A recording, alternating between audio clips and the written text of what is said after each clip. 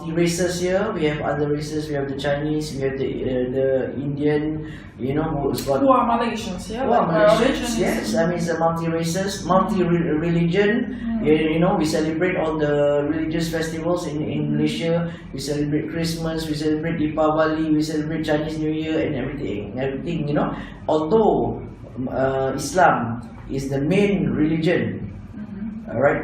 You know, but Malaysia, right, is not like a Muslim country where everything is done the Muslim way, right? Because even our laws, right? I mean, we don't go by Muslim laws.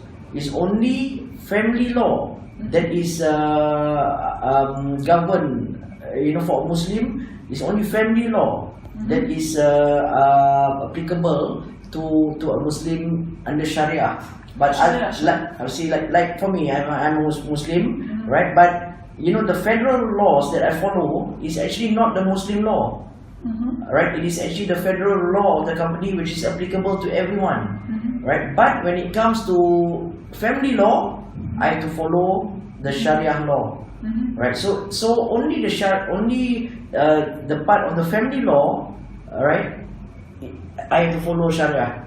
The rest is applicable to all the races here. Yes. So in that sense, Malaysia is not a Muslim country as such, because we don't follow the rules of law of Sharia. That's why even when some of the states, right, the more Muslim states in Malaysia, when they want to implement the hudud, which is the punishment under Sharia.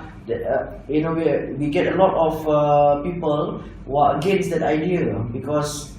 Can you describe what it means with punishment?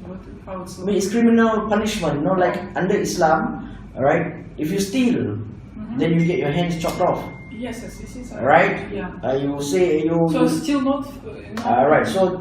Under hudud, some of the more Muslim states, because Malaysia has got 14 states. Yes. Alright? So some of the states are more Muslim than others. Because all of the states have got their own leaders. They've got their own sultans, they call them. Yes. Alright? And the sultan is actually the head of the state and also head of religion in the state. Okay, so all the religious matters in a state is under the sultan. Alright, so some states are more religious than others in terms of wanting to implement some of these Islamic rules. So like one of the states like Kelantan, for example, in the east coast of Malaysia. So in Kelantan, they want to implement hudud. Right, they want to follow that criminal punishment there. But I saw some YouTube videos. Yeah, for drugs, we cut. It's chop all. I mean, the idea is actually a deterrent.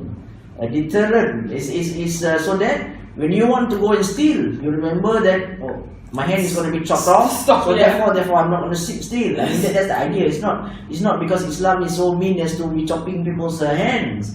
Right? It's supposed to stop people from doing it because of the punishment. So when they want to implement hudud, right, a lot of people are against it because there are other races in even in Kelantan, right? There are Chinese in Kelantan. They are which are Buddhist and they are Buddhist. They are other religions. So of course there is not many people are agreeable to having something like hudud, which is very much a Islamic rule of law. Alright, to be implemented in Malaysia. So in that sense, our rules are quite. I mean, it's federal law. It's federal law. It's applicable. In fact, our legal system is based on the British legal system because of the. We were colonized by the British until we got our independence in 1957. Right. So it's been 60 years since we got our independence, but the legal system that we follow here is still very much the English legal system. Alright, so is it good or is it? I don't know. I'm a lawyer. Oh. Alright, I'm a lawyer and I'm a British trained lawyer. Yeah. Alright, because this is a standard. Because I did my law in the University of Kent. in Canterbury, England, Okay. and I was called to the bar, in England first before I was called to the bar in Malaysia, and I've been a lawyer for 29 years. Wow. Right, so way before you were born. Yes. Right? Okay. So for me, of course, I'm very familiar with the British system, the British legal system, and I'm if right, that is the system that we have adopted since before we were Yeah. colonized. Why do we have to change it to something else? Yeah, I just want to this topic why I asked, because I just want to ask about women's rights, and I just want to ask how in your opinion this system is here in Malaysia, women's rights. Is it helpful, for example, for your associations, for this system, or it's some Okay, actually, problems, cause some problems of law? no, actually Malaysia is very lucky because the government is very supportive, and very protective of women.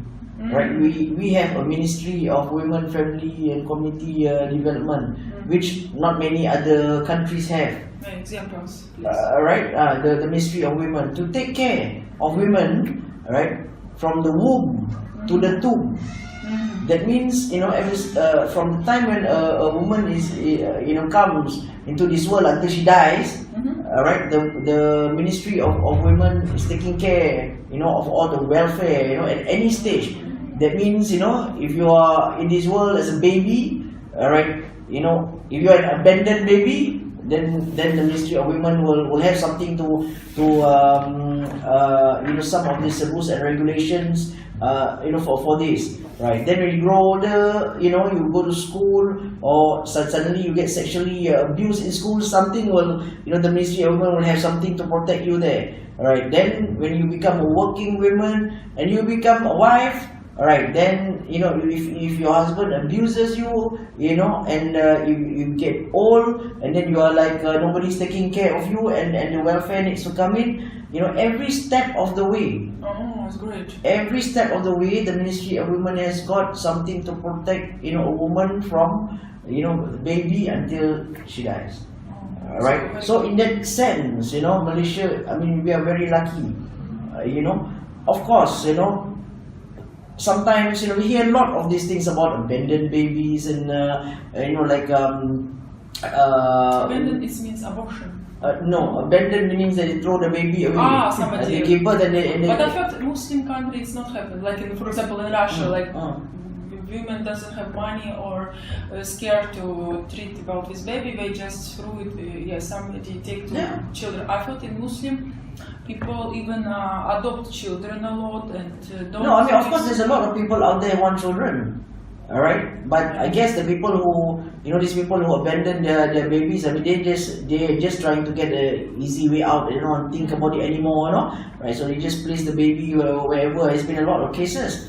Alright, or baby abandoned. Like a baby box, yeah, they just put somewhere, and So sometimes flush them down the toilet and all sort of things. But I think that's. It means it happens. I just need to notice. No, yes, I mean there are surprised. of course there are incidents like that. Babies would flush in the toilet and all sort of things. But sometimes we stress on these things too much. I mean, it's like sometimes you must see the reality of it. If you have 2-3 cases of people flushing their babies down the toilet, that doesn't mean that is the norm. That just means that it is this 2-3 incidents. Where maybe the mothers, right, because of the unwanted pregnancies, cannot deal with this thing anymore, and they think that that's the way out. Right, but it's not a major problem, but it still has to be addressed. So what you do with this thing, and a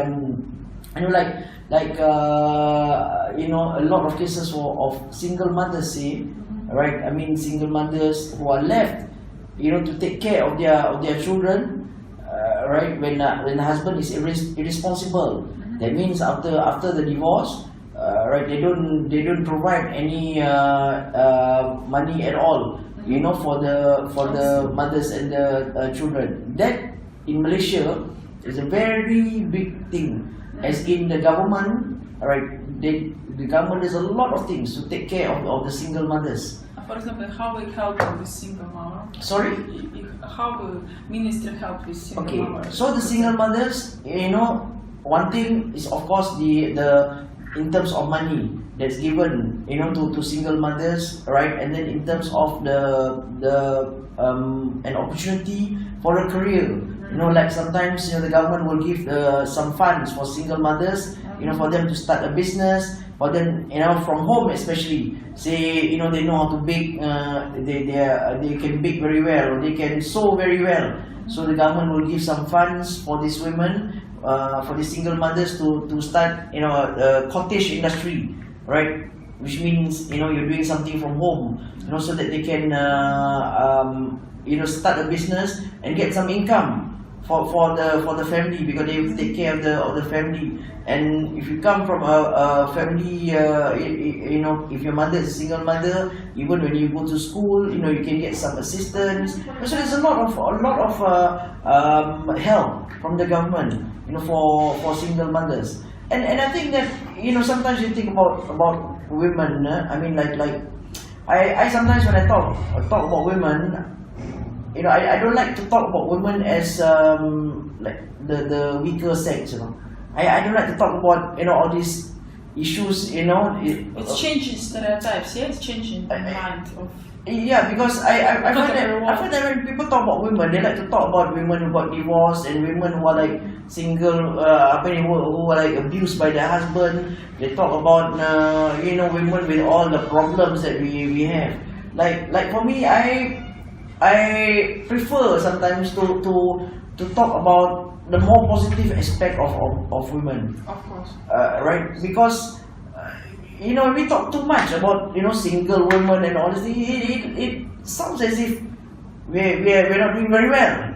We are getting the raw end of the stick. No, it's a common situation maybe in Russian. I just ask because social researcher need to know facts. It's interesting. But I understand that a lot of successful women in Malaysia, like especially in your organization. I prefer to like it's like once we talk about this successful woman, then maybe it will inspire and motivate others to be the same, rather than keep talking about how women are deprived of all sort of things.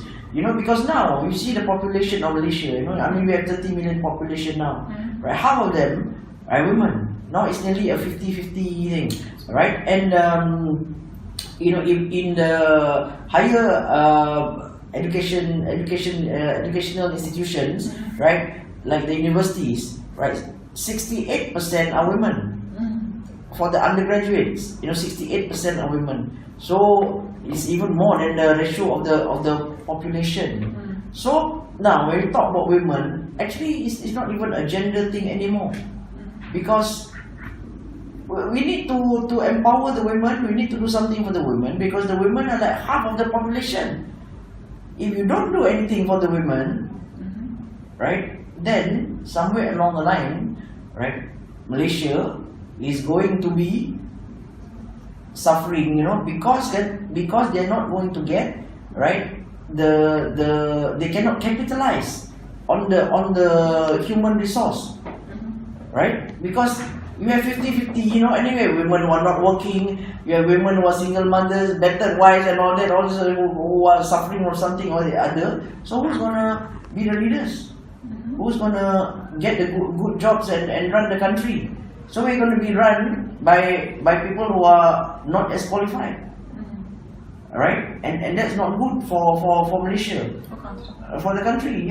So actually, women, whatever it is, if you have a 50-50 population, then it's no longer like trying to talk about men or women. I mean, it should be the same now. It should be the same. All the avenues, all the opportunities should be given equally. Alright?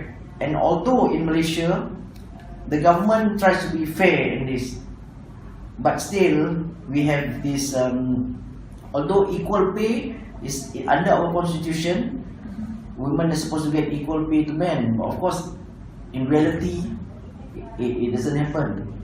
There's a lot of things that the government tries to provide the infrastructure, for women to be treated fairly. Right, but in reality, it sometimes doesn't happen lah. You know, like opportunities for higher positions. Alright. This is interesting. It's like patriarchat in country. I mean, like when a man rules, the male rulers. Like in Russia, for example, patriarchat we call it, when top positions a priori go to men, not women. It's possible.